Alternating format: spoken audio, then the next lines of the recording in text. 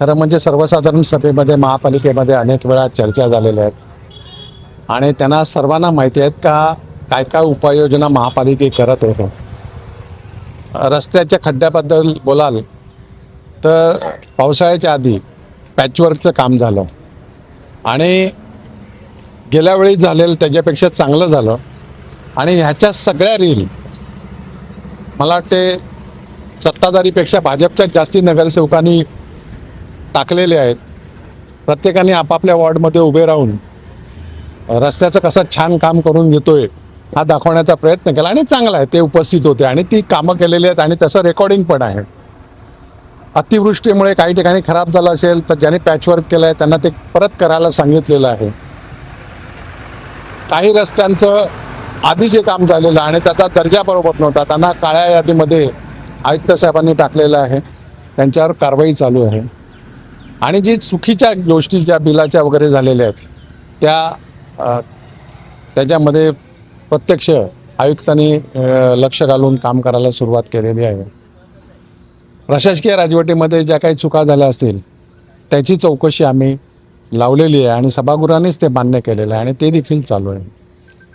पूर परिस्थितीचं तुम्ही बघितलं असेल का संपूर्ण मुंबईपासून पालघर जिल्हा आणि सर्वच ठिकाणी तुम्ही बघितलं असेल का पूर परिस्थिती मोठ्या प्रमाणामध्ये झाली आणि त्या पूर परिस्थितीत महापालिकेनं जे जे काय करावं लागलं ते सगळ्याच्या सगळं केलेलं आहे.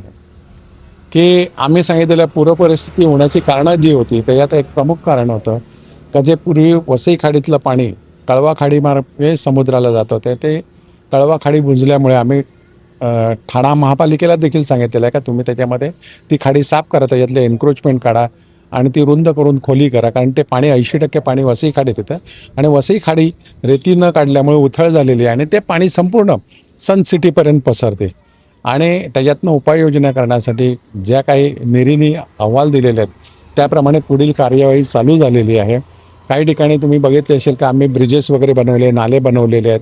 वसईतलं सनसिटीतलं पाणी निघून जावं, चुळण्यातलं निघून जावं म्हणून आम्ही देखील पुढे बऱ्याचशा ठिकाणी नवीन ब्रिजेसची कामं चालू केलेली आहेत, नवे नाले खोदलेले आहेत. मोर्चाच्या माध्यमातून राजकारण करते मला वाटते शेवटी बघा त्यांनी राजकारण म्हणजे त्यांनीच सांगितलेलं आहे एका मुलाखतीमध्ये की निवडणुकीच्या आधी बहुजन विकास आघाडीने मोर्चा काढला होता खड्ड्याबद्दल तर मग आता आम्ही का नाही काढायचा. म्हणजे थोडक्यामध्ये त्यावेळी काढला बहुजन विकास आघाडीने म्हणून आता आम्ही काढतो हे त्यांनी त्याच्यामध्ये अधोरेखित केलेलं आहे.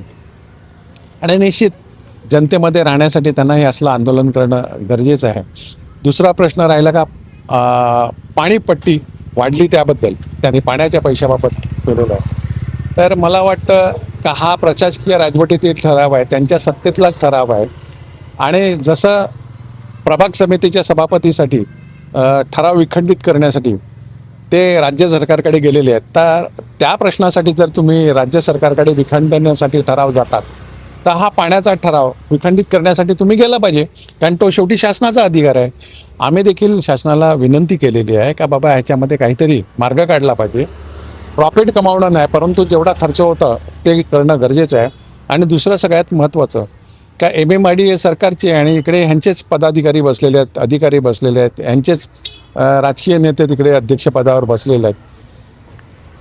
13 रुपयाच्या वरती MMID आपल्या महापालिकेकडनं पैसे घेते. म्हणजे त्यांनी जर पैसे कमी केले तर महापालिका निश्चित कमी करू शकतं. आतापर्यंत इतके वर्ष महापालिका तुम्हाला पर डे 4 रुपयाच्या आसपास पैसे घेत होती. बिस्लरीची बाटली घेतली तर ती 20 रुपयाला तुम्हाला पडते दिवसाला, परंतु इकडे 4 रुपयामध्ये देत होतं.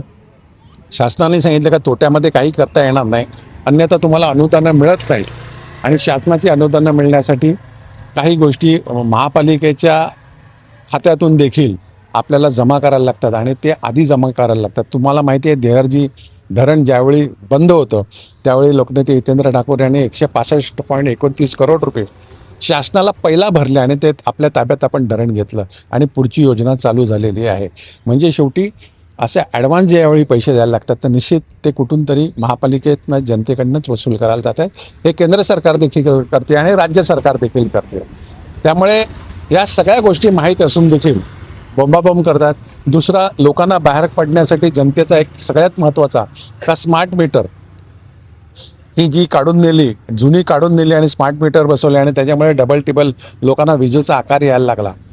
तर ह्या लोकांच्या भावना लक्षात घेऊन लोकांना बोलताना तो विषय सांगितला गेला आणि लोकांना त्या विषयाने विजेच्या प्रश्नावर बाहेर काढलं आणि प्रत्यक्षात मोर्चामध्ये आता विजेबद्दल चकार शब्द देखील त्यांनी उच्चारलेला नाही. तर हा त्यांचा दुटप्पी हे आणि लोक जनता देखील विचारायला लागलेली होती, अरे विजेच्याबद्दल ते एकही शब्द बोलत नाही.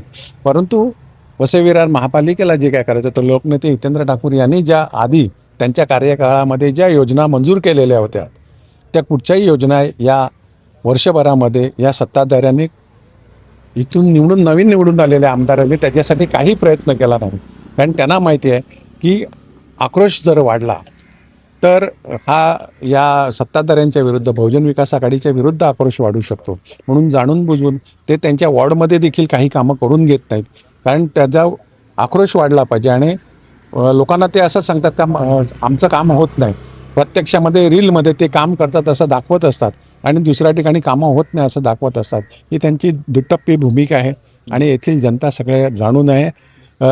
पालिका आम्ही ताब्यात घेतली त्यावेळेस 1250 करोड मायनसमध्ये बजेट होतं, लोकांची देणी होती.